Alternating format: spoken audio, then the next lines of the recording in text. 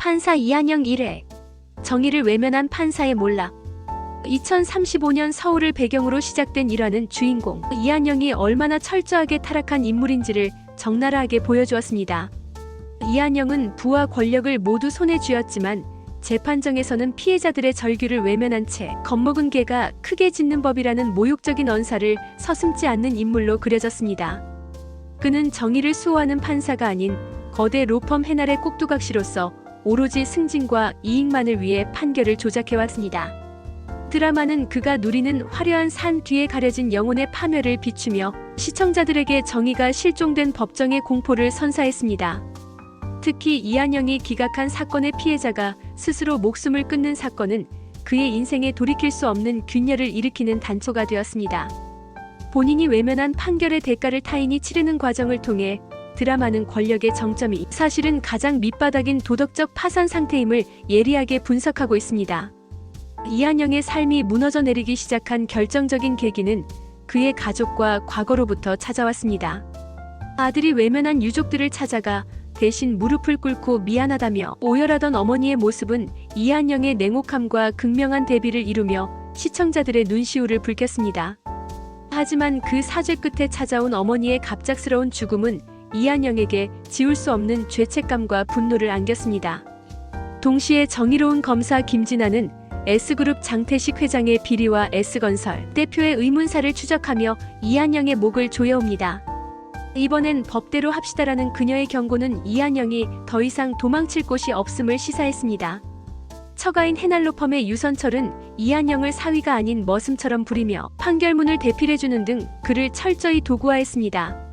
이 단락에서는 주인공이 가진 권력이 사실은 타인에 의해 설계된 감옥이었음을 보여주며 그가 느끼는 숨막히는 고립감을 효과적으로 묘사했습니다. 모든 것을 내려놓기로 결심한 이한영은 생애 처음으로 자신의 의지가 담긴 판결을 내리게 됩니다. S그룹 장태식 회장에게 징역 10년과 벌금 240억 원이라는 파격적인 선고를 내리며 법정 구속을 명령한 것입니다. 이는 로펌과의 약속을 저버리고 자신의 인생을 건 도박과도 같은 행위였습니다. 판결 후 아내 유세희로부터 그렇게 이혼하고 싶었냐는 비아냥 섞인 연락을 받고 씁쓸하게 웃는 이한영의 모습은 그가 비로소 판사라는 껍데기를 벗고 인간으로 돌아왔음을 상징합니다. 하지만 정의의 대가는 가혹했습니다. 선고 직후 이한영은 누군가에 의해 살인 및 협박 혐의를 뒤집어쓰고 피고인석에 서게 되는 충격적인 전개를 맞이합니다. 자신이 과거에 무고한 이들에게 씌웠던 죄명이 그대로 자신에게 돌아온 업보의 순환은 1회의 긴장감을 극치로 끌어올렸습니다. 1화의 엔딩은 그야말로 잔인하고도 강렬했습니다. 법정에서 나는 무죄입니다.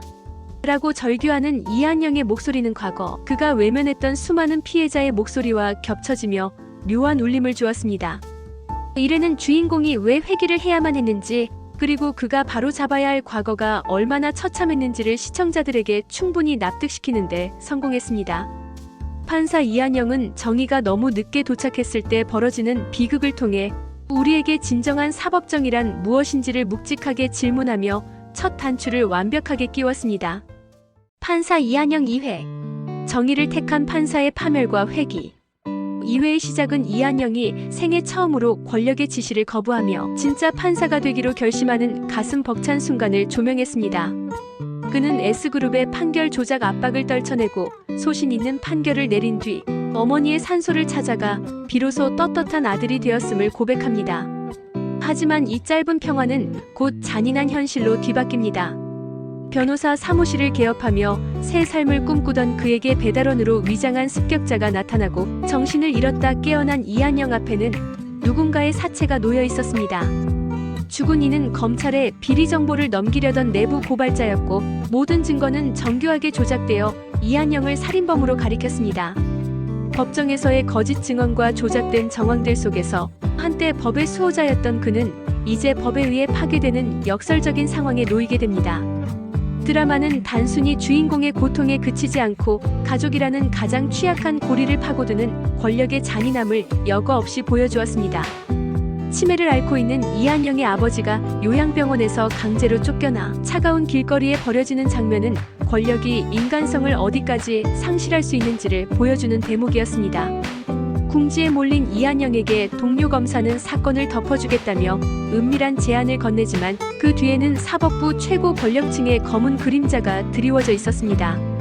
탈출을 시도하던 이한영은 결국 살해당하며 가혹한 운명을 맞이합니다. 그러나 죽음 직전 마주한 신비로운 이 공간에서 드라마의 철학적 메시지가 드러납니다. 자신과 똑 닮은 판사 앞에 선 이한영은 스스로를 악의 공범이라 고백하며 자신의 과거를 유죄로 판결합니다.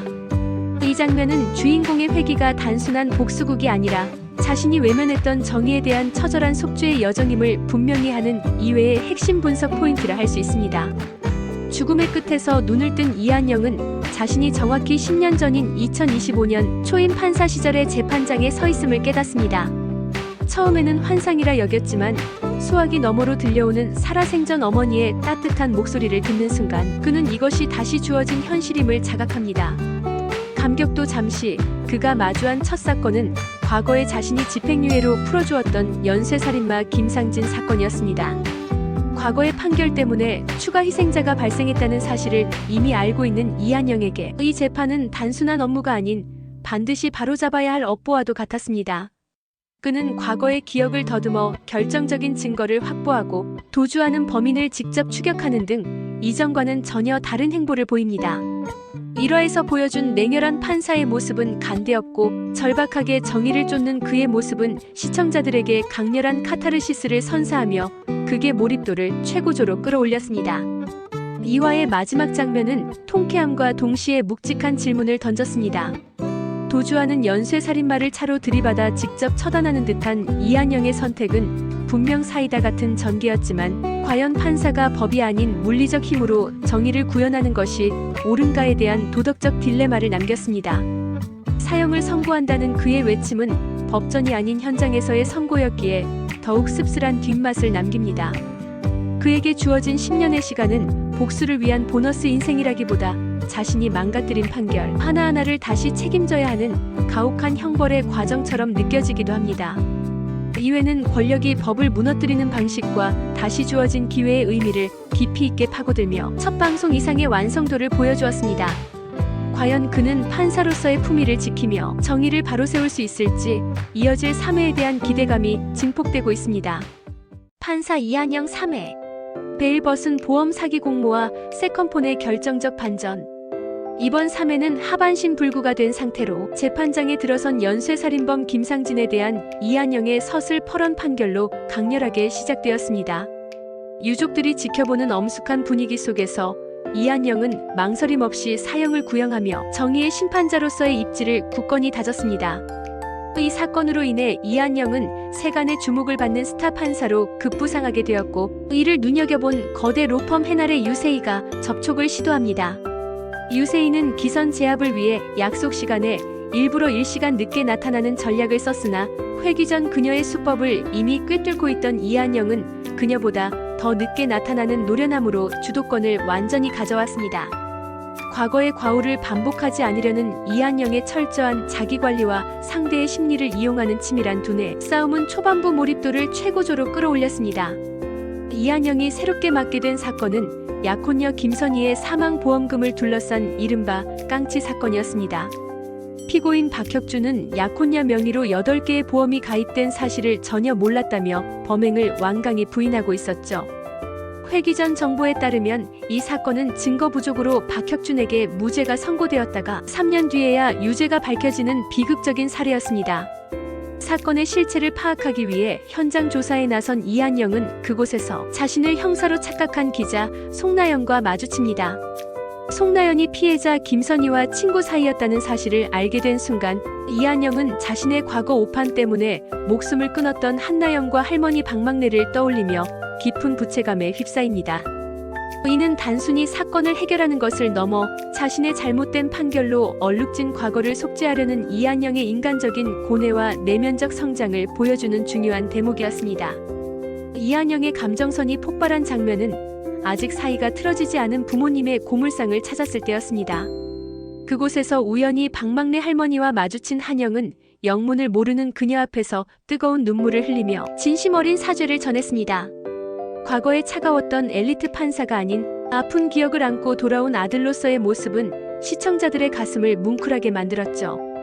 다음 날 아침 평생 처음으로 부모님을 위해 직접 정성스러운 식사를 대접하는 장면은 그가 이번 생에서 지키고자 하는 것이 단순한 정의만이 아님을 보여줍니다. 또한 믹스커피로 끼니를 때우며 고생하는 폐지 줍는 어르신들을 위해 남몰래 영양차를 구매해두고 가는 세심한 배려는 권력의 정점에 서 있던 그가 가장 낮은 곳의 목소리에 귀를 기울이기 시작했음을 상징하는 명장면이었습니다. 마침내 전 국민의 관심이 쏠린 깡치 사건의 공판날, 이한영의 설계는 완벽했습니다. 증인석에는 피해자의 사촌 동생이자 보험 설계사인 김가영이 섰습니다. 그녀는 박혁준이 보험 수령인임을 몰랐다고 증언하며 사건을 은폐하려 했지만 이미 그녀의 거짓말을 간파한 이한영은 비장의 카드를 꺼내듭니다. 이미 압수된 휴대전화 외에 그녀의 가방 속에 숨겨진 세컨폰이 결정적 증거였습니다. 정적이 흐르는 법정안, 갑자기 울려 퍼진 벨소리에 당황하며 전화를 받은 김가영은 자신의 눈앞에서 휴대전화를 들고 자신을 응시하는 이한영과 눈이 마주칩니다. 이한영이 직접 그녀의 세컨폰으로 전화를 걸어 위증의 실체를 폭로한 이 장면은 회기물다운 시원한 한방을 선사하며 3회의 대미를 장식했습니다.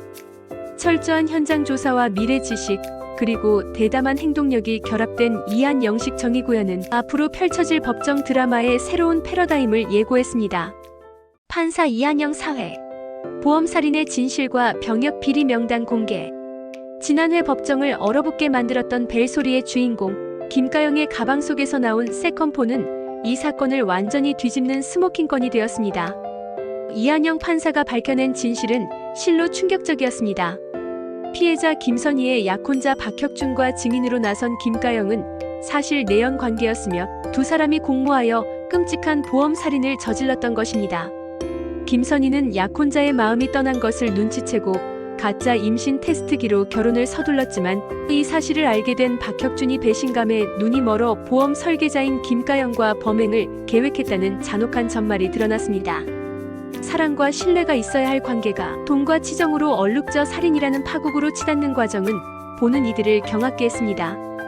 이한영 판사는 치밀한 증거 수집과 예리한 신문으로 피고인들의 추악한 민낯을 낱낱이 까발리며 법정을 정의의 심판대로 만들었습니다. 이 에피소드는 단순한 사건 해결을 넘어 인간의 비뚤어진 욕망이 얼마나 끔찍한 결과를 초래할 수 있는지를 보여주는 씁쓸한 단면이었습니다. 보험살인 사건을 성공적으로 마무리하며 계획대로 강신진의 관심을 끄는데 성공한 이한영. 하지만 그에게는 더 큰 목표가 있었습니다. 바로 미래의 사법부 개혁이라는 명분으로 쫓겨나는 백이석의 대법관 임명을 막는 것이었습니다. 자신의 안위를 지키기 위해 역사의 흐름을 바꾸려는 그의 고뇌가 깊어질 무렵 지난 사건에서 도움을 주었던 송나연 기자로부터 다급한 SOS가 걸려옵니다. 강천 팰리스 경비원으로 일하는 그녀의 아버지가 한국병원 병원장 이창효의 집을 턴 도둑으로 몰려 억울한 누명을 쓰게 된 것입니다. 이 사건이 단순한 절도가 아니라 병원장 금고 속에 숨겨진 절대 공개되어서는 안 될 장부와 관련이 있음을 직감한 이한영은 이것이 강신진과 연결된 거대한 비리의 고리임을 깨닫습니다. 권력자들의 희생양이 된 힘없는 아버지의 눈물은 이한영이 사법권력을 이용해 반드시 지켜내야 할 정의의 당위성을 부여하며 극의 긴장감을 한층 고조시켰습니다.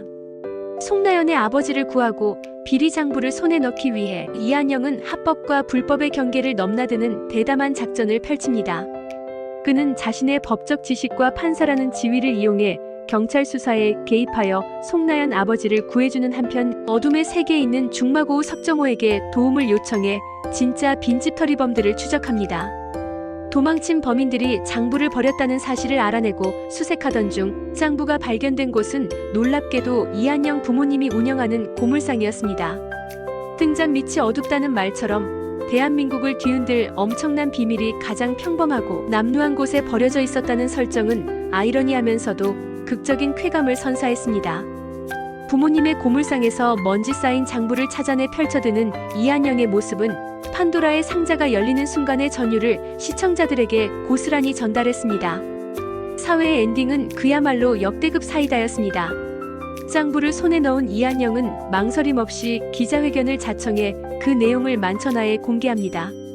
그 안에는 대통령실 경제수석, 민정수석, 재벌그룹 대표, 당대표, 대법관, 국회의원 등 대한민국 사회 지도층 인사들이 줄줄이 연루된 병역 비리 명단이 들어있었습니다. 자신의 안위를 위해 움직이는 듯했던 이한영이 결정적인 순간에 거대 권력의 치부를 드러내며 정의의 편에 서는 모습은 시청자들에게 짜릿한 카타르시스를 안겨주었습니다. 개인적으로 이번 회차는 지성 배우의 압도적인 연기력과 속도감 있는 전개가 완벽하게 어우러진 수작이었다고 생각합니다. 특히 사적인 복수와 공적인 정의 사이에서 줄타기하던 주인공이 마침내 판을 뒤집는 승부수를 던지는 과정은 통쾌함 그 자체였습니다. 과연 이 폭로가 불러올 거대한 후폭풍을 이한영은 어떻게 감당해낼지, 그리고 무너진 권력들이 어떤 반격을 가해올지 다음 회가 미치도록 기다려집니다.